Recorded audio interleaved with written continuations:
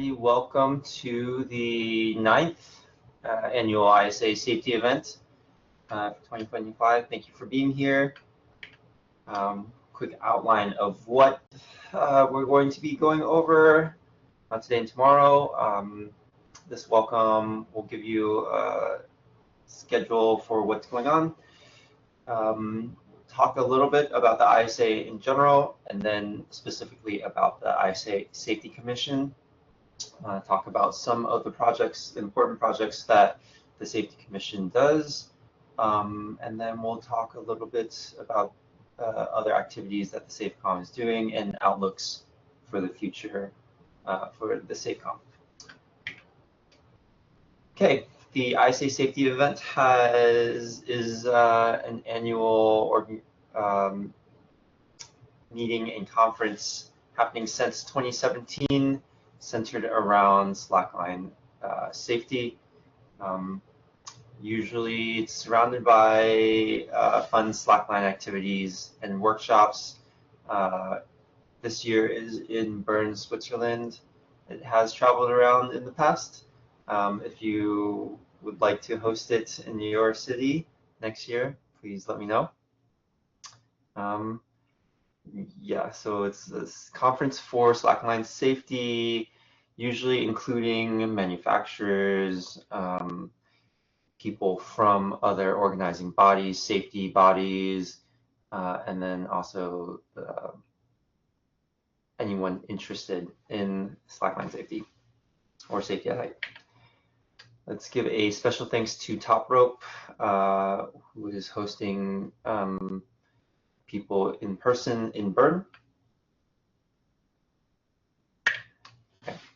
Talk quickly about what the ISA is. It was founded in 2015 by 4 national federations. The ISA, International Slackline Association, is an international federation for slacklining. Modeled after partly the UIAA. We are a non-profit organization based in Switzerland. However, we have volunteers all around the world. I myself am living in the United States. We're run by actually 60+ volunteers. You can find them on our website.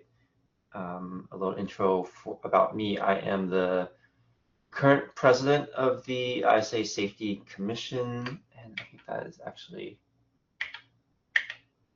we'll talk about the Safety Commission in a second.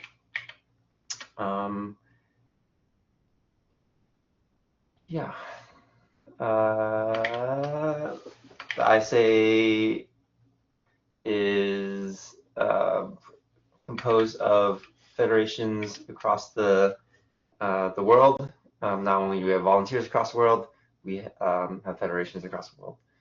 Here are some of the national federations. Our mission is to support and develop slackline communities of all sizes all over the world. We support the activity of slacklining as well as the sport of it, and we're devoted to increasing the safety and active risk minimization of all forms of slacklining.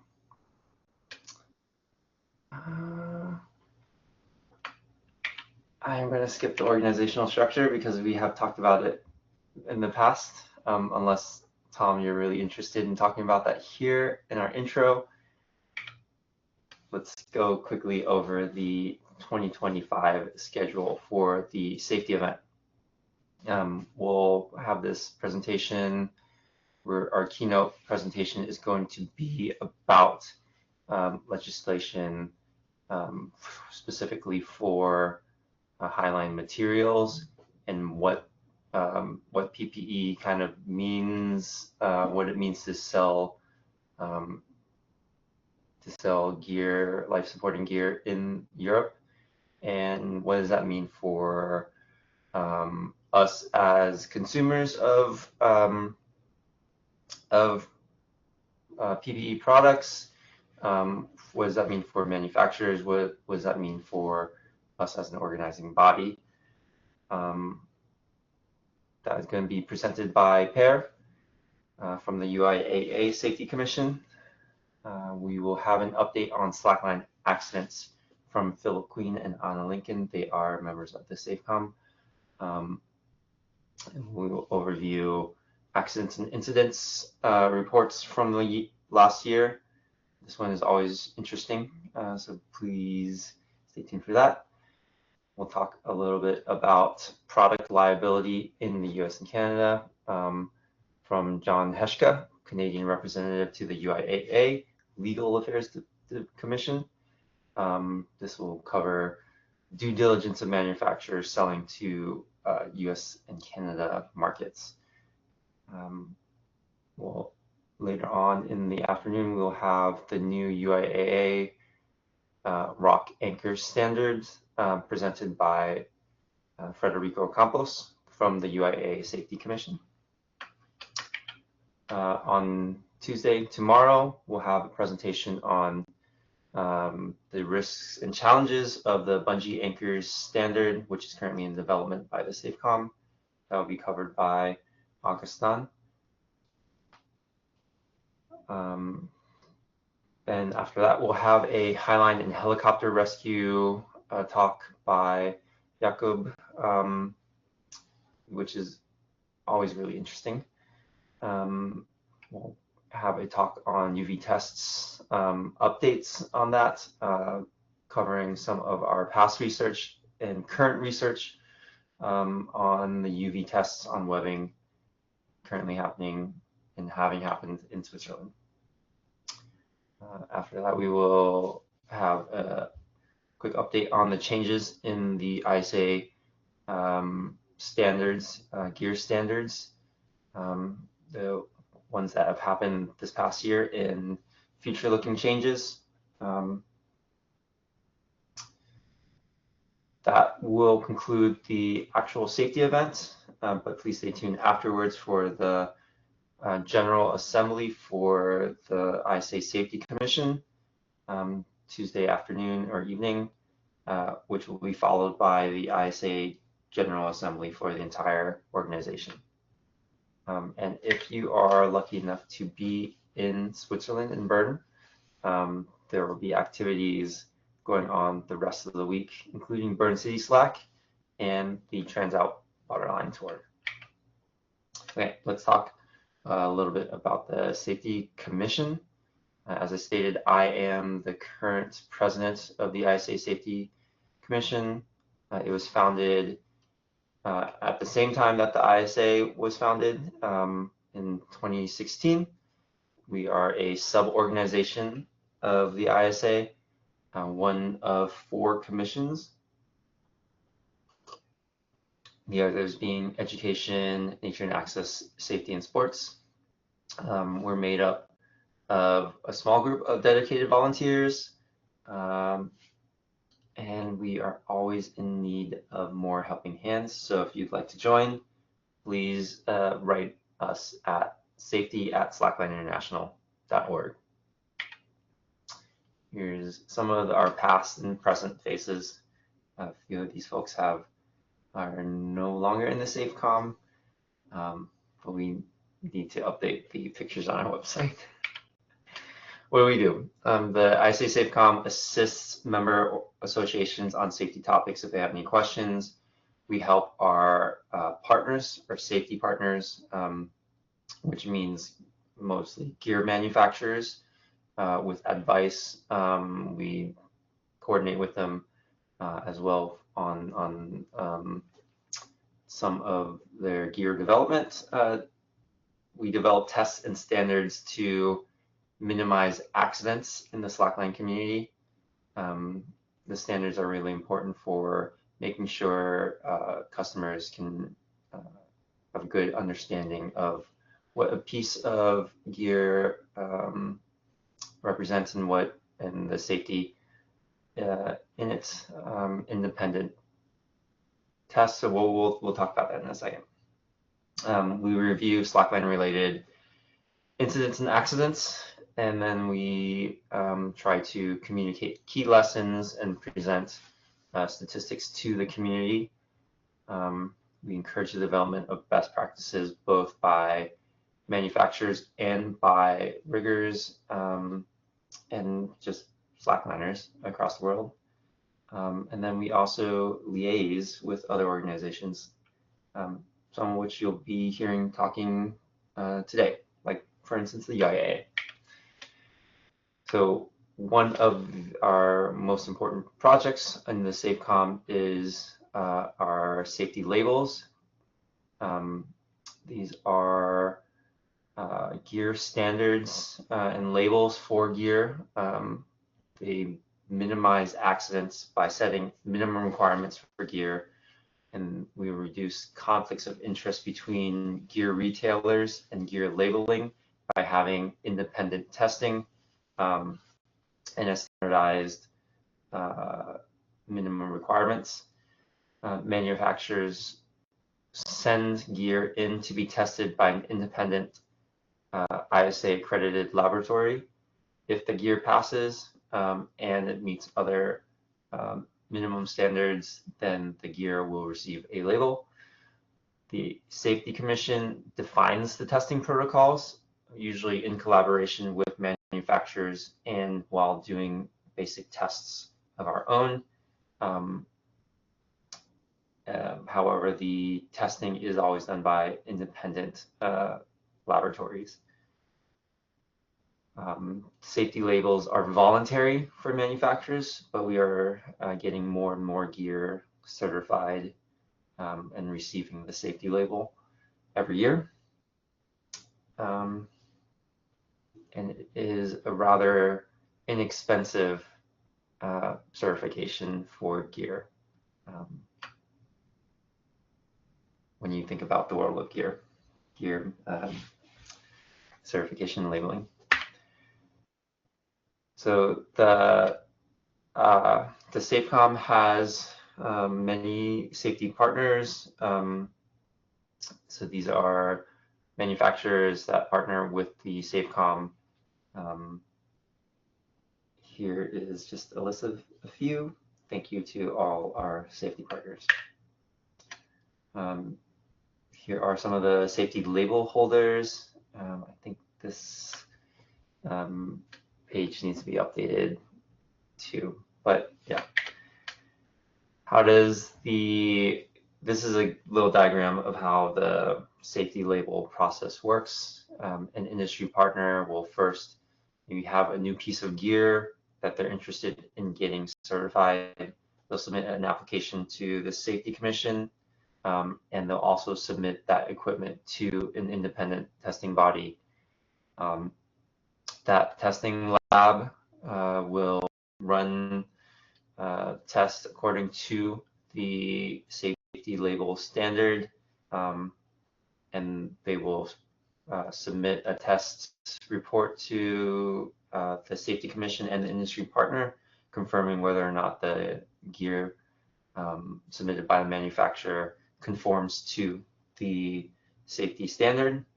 Once the SafeCom receives that confirmation, we'll do some other checks on manuals and other things like that, and we will award a safety label to the industry partner. Our current standards, we have the Highline system standard. If you haven't ever looked at that system standard, that is a free standard available on our website, which defines everything in Highline system. This is really useful for explaining in a technical way a Highline to municipalities, to companies which you want access or you want to understand about highlining.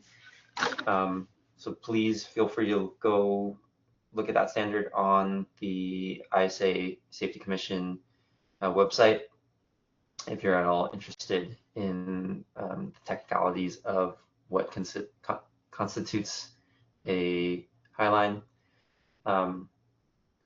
So we have 6 gear standards currently. Each of these standards covers different portion of a highline system. So we have webbing, web lock, the web and grab, leashes, slings, and connectors. There's been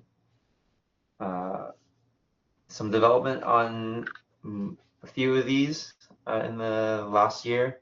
Webbing in particular has had intermittent connections and updates for new types or new types of webbing classes coming out. We have released changes for web locks in the past. Slings and connectors are more recent standards that we released in the last few years. New standards in development. Right now we are working at bungees, since they have become a really integral part of many highline systems, particularly for freestyle. Although bungees are useful in actually short lines as well, to reduce shock loads on anchors and bodies. Look for the talk from Augustin tomorrow about the development of our bungees standard, some risks and challenges. Safety label, current status. I believe we have 36 products that have been tested and certified in our product database. We have more almost ready for certification, and more products will of course be on the way in the future. You can take a look at our database of all ISA approved gear on our website, data.slacklineinternational.org/safety. Find it there. Other activities and outlooks for 2025, 2026. We have more important research going on. So there's an ongoing UV study. This UV degradation for webbing has been a huge issue for highline slackline safety, especially with the proliferation of perma-rigs. We've released previous research on UV study. You can go back and look at that. And we're continuing more basic research. One of our most important projects is the SAIR, the Incident Reporting Form and Monitoring. So Slackline Accidents and Incidents Report. This is a form that slackliners around the world can fill out and submit anytime they have an accident, anytime an incident occurs, even if there is no injury. The SafeCom reads these reports, generates statistics, generates lessons learned, and then also for any major incidents or extremely interesting developments, we will issue warnings and public reports as well. So safety warnings about issues with particular products. We'll also do, we maintain a page for recalls and warnings on slackline gear or climbing gear related to slacklining. You can also find that on the data.slacklineinternational.org site. We do outreach for education and basic safety for the community, just to keep everybody on the same page and alert to any trends that we see in slackline accidents. Our outlook for 2025, 2026, we'll be doing more basic research on material strength. As I mentioned, the ongoing UV study. We're pushing for more certified gear, and that includes creating new standards like the bungee standard. Here are a few links and resources that you won't be able to click because this is a presentation, but you can find everything on either the slacklineinternational.org site or the data.slacklineinternational.org. So we have the gear standards themselves. We have a page which talks generally about the gear standards, that page also links to the Highline System Standard, which is free for anybody, and as I mentioned before, is a good standard to share with any technical anybody technically minded that needs to know what a Highline is. We have a page about our safety labels, gear standards, and approved gear.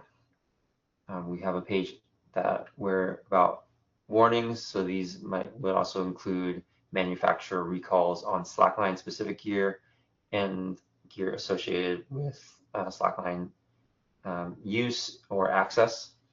And then we have a page for accident reports, so the SAIR for accidents and incidents report to submit an accident and incident report.